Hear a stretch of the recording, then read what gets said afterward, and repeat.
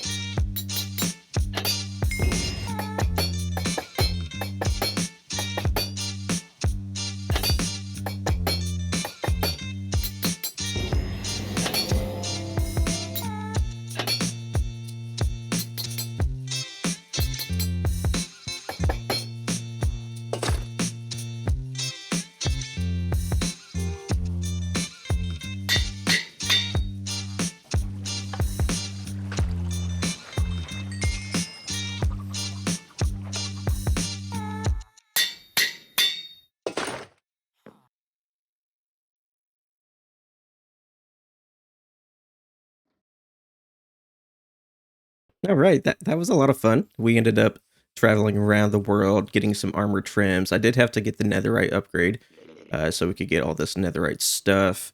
We also did some armor trims. You can see my eyes. Look at my eyes. Yeah, got some nice eyebrows now.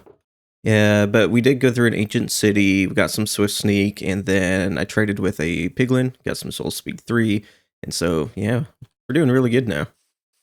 And if you remember from last episode, we started a pretty big project over here. And so over here, we're going to have the Hillside Village, and we're going to have a trading hall over here. Back over at the canvas, we're going to hide this thing. We're going to redecorate it, make it look a little bit better. We're going to call this area the city center. And then over there, where we have some farms, we're actually going to tear these down, move them, and probably upgrade them. Because what we're going to be doing over here is building a factory. And so what we spent last episode working on was part of the storage system that will be integrated into the whole factory. So we're going to have all the farms over there, storage in the middle, and then like production somewhere over here. But what I want to start working on today, we're going to work on that stuff kind of in the background, maybe a little bit in the episodes. But what I want to start working on is the Hillside Village. So with this whole project, we're going to try to focus on like this oceanside Mediterranean aesthetic. And so we're going to start working on the Hillside Village and trying to figure out like all the buildings. I think what I'm going to do is take a lot of these blocks here, the color palette, the build palette that we have. I think what I want to do is just kind of practice with these buildings, try to get a feel for the buildings. I don't think we might use some of the buildings that we're going to build here in survival, but my goal is to kind of get or put together like a building palette, like some structures, some tunnels, buildings, walls, try to get everything figured out, and that way when I go into survival, I have a good feel for what these things are going to look like. All right, well, I've been doing a little bit of work here, kind of blocking out maybe the side of the hill, trying to figure out where we could have platforms to put structures on. And over here, I started blocking out the structures, trying to figure out their shapes, maybe the sizes, and maybe a little bit of the details, trying to get that thrown in there as well. But I'm not too big of a fan of where I was going with this. It's too flat, it's too 2D. It looks more like a painting than like a village. But I remembered that in season 8 of Hermitcraft, B-Dubs was doing something very similar to a Mediterranean aesthetic. You know, it is basically a Mediterranean thing. But his base was inspired by the film Luca, and I think he like nailed this. It looks really good. It is maybe a little bit overly textured compared to what he does now, but I think it still achieves the aesthetic that we're trying to go for. But you can see there's like a grouping of buildings here. You know, you have one here, there, and here, one over here, maybe another building here, and then back behind this, along this alleyway, you have another building. And another thing is, these are also very themed. You know, you got Ron's Iron Shop over here. There's another shop here, something over here. And so as we're kind of theming things out, you know, this is a villager trading hall, so we can definitely theme our buildings with reference to the villagers that we're incorporating. But I think now what I'm going to do is go into survival and start doing some terraforming. So with a little bit of work here, you know, terraforming the side of the mountain, you can see that there's like 3 distinct sections. And down here, this is the first section. And I think I'm going to do, oh, I don't know, like the blacksmiths over here. And then maybe you follow a path over to the fishermen, where I think I'm going to have like a fishing dock kind of down here in this little nook here. I think fish would really like that area down there. Then up here on the second tier, this is where we're gonna have like, I don't know, shepherds and butchers and, oh, I don't know, a few other things, and maybe some farms, because with the blacksmiths down here, we can trade iron. So I might have like an iron farm. Maybe with the Fletchers, I have like a bamboo farm. I'm producing sticks and stuff to trade with the Fletchers. And then up here on the top tier, this is where we're gonna have the librarians, um, cartographers, and clerics. And then we have one more section over here on the side of the mountain over here. This is where we're gonna have like our rural area with the farms, and I'm thinking maybe we nestle some homes into the side of the cliffs, and maybe have some fields of wheat, maybe some other stuff too. So I did a little bit more work with the terraforming here, and that's because I want to build a wall that goes up from the water up to the second platform here.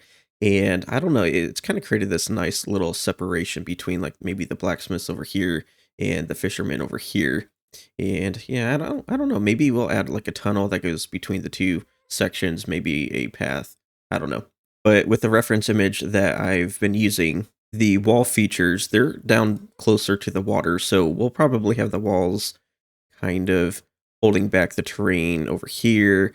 We'll be building out a wall over here, and then maybe we'll do one over here down by the docks or something. But what I want to start working on are the walls. I think we're not going to be able to get everything done here. Um, but what I do want to get done is maybe the wall that goes around this mound here, and the wall that goes over here across the platform over here. And then over here, I think I also want to try to figure out the rock formations. So we'll maybe line this section with, I don't know, a rocky wall. I think it'd be cool if we had like the blacksmiths and stuff kind of nestled in up against the rock over here. I did put together quite a few materials here, and I don't think this will be enough to really do the whole thing. But what we're going to try to do, is if I can get some of the blocks out, is kind of follow along with this block palette here. I can get everything out. So with the reference image that I was kind of looking at, a lot of the walls were built out of like this sandstone kind of texture.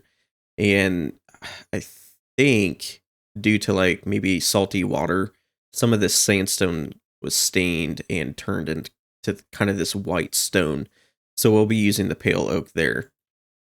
But I think for the most part, we'll be using these 3 blocks, and in some lighter sections, we might use these 2. But for now, I think what I'm going to do is just kind of use this sandstone to get a nice shape figured out. So we want to follow this shape up here with the dirt. We don't want to go too close to the water, because I think we want the wall to look like it's nestled or sat on top of the terrain here. So I think maybe starting here for now. Um, Probably want to be blotchy. I don't really know how to describe it. That could be interesting. I never really thought to do that. Can I get up here? What I'm trying to do is give myself enough, like, space for texturing and stuff, so I'm trying to create enough surface area to do that with. Ooh, I'm trying to zoom in a little bit more. So we're kind of doing these jagged things here. Yeah, I think the shape here is working pretty decent. Like, I don't know, like we just need to start getting some detail in there. But this little technique here has given us quite a bit of surface area in the corners. It's not like a straight diagonal. I feel like that would have been we would have lost like a lot of detail. Things would have gotten cramped and stuff. But with this amount of space, we can really get some detail in there, and maybe just to get an idea of the the next set of walls, because what I want to do is, have this wall, and this wall is going to be taller than the wall here. We might be able to do something similar what we had before, or what we did over there. We do this, and then all right. So we got the walls in, and I think we need to start kind of creating the shape. So with some of these structures, there are like tunnels, or I don't know, like there was this doorway, but it was like in the shape of a tunnel. Like it had kind of that doorway tunnel shape. I don't know. I don't think it makes too much sense to try to fit it in over here. So I guess up front, this is where we'll put it. And it was kind of big, so that's 4, 5. We can try 7. 7 wide. Does that look good? Probably. It kind of looked like it was equidistant. I don't know. But like a circle shape. I am kind of running out of sandstone. No, no. I don't have any more sand. Um, so I guess what I'm gonna go do is go collect more sand. Let me go into FreeCam. But I think we're kind of heading in the right direction. I'm going to go get more sand. We'll get some more of these details figured out, and then I think we'll come back and do some detail figuring out like some of this shading work. Yeah.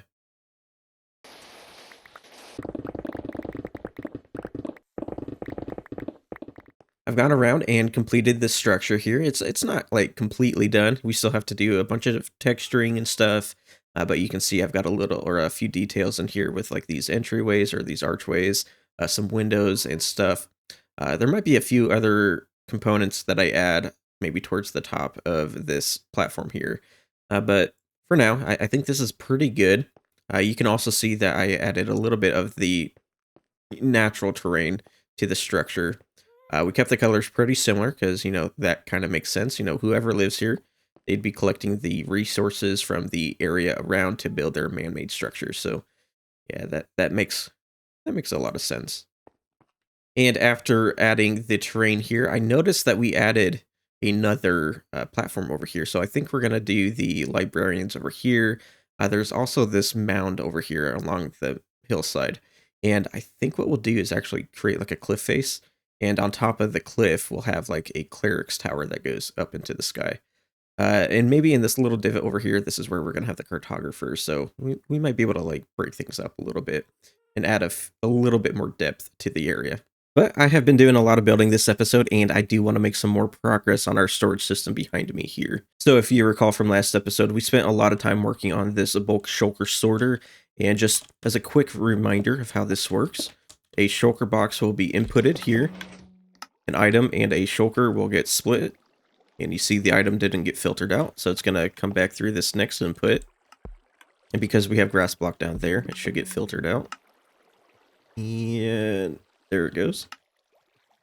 The item will be put back into the shulker box here, get broken, and make its way into the barrel here. Awesome. But the next piece we need to figure out is the semi-bulk storage. So because we're going to be sorting or packaging everything into shulkers at the farms, we have to consider or we have to just kind of keep with the filtering system that we have here. But with the semi-bulk, we're going to be unloading shulkers into barrels directly. We're not going to be packaging or storing the shulkers inside of the barrels here. And then because we want to keep the form factor, because we're going to be pulling things out of these droppers here to go into production, we need to just keep these droppers here so the barrels will go directly into the droppers.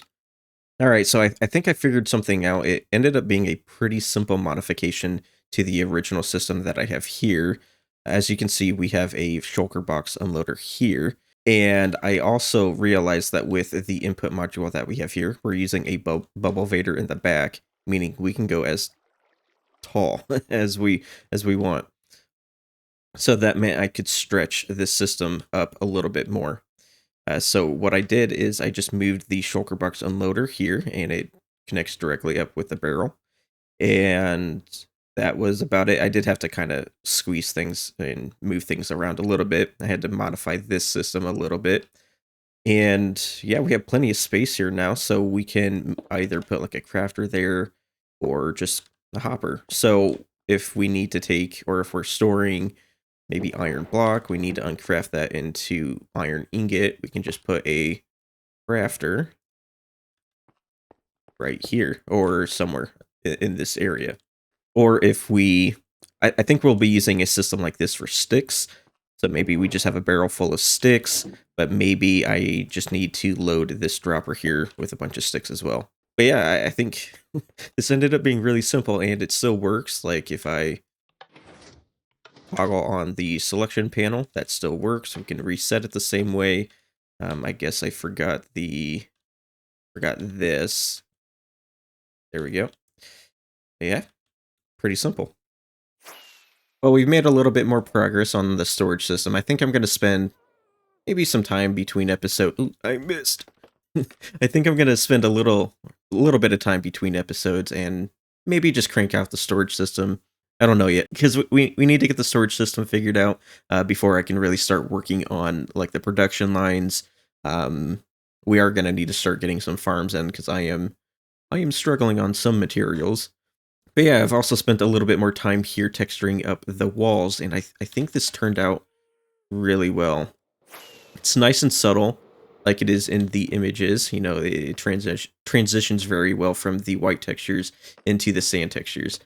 Man, this turned out like a lot better than I thought. What I tried to do was kind of keep the colors or the blocks blotchy. I didn't like go with strips of texture like I kind of did with maybe the rock formations in the back. I went with like an inward sort of text or gradient. I wasn't going up and down or vertical. I was going horizontal with the gradient. I mean, there was a vertical component to it, but yeah, I think this turned out very, very well. But I think it is time to start wrapping up the episode. There are a few items I want to discuss before we do end. So first thing is, I've been thinking about this a little bit. I think we're going to drop the branding from the series. You know, this is the Deadlands. I'm not really removing it entirely. It's still going to be the name of the playlist, but I think I will be removing it from the thumbnails and the title of the episodes. Also, now that we are in a new year, we're getting closer to a year in this world. But I have a few goals for this year, and I want to try to interact with you guys a little bit more, try to get you guys commenting a little bit more in the episodes. But I am also setting up a Discord server, and that should be ready before the start of Rotten Block Season 2, or by then. I'm also trying to figure out a upload schedule to be a little bit more consistent, so I'm thinking every 9 to 10 days I will try to have an upload ready. Another thing is I want to take my time.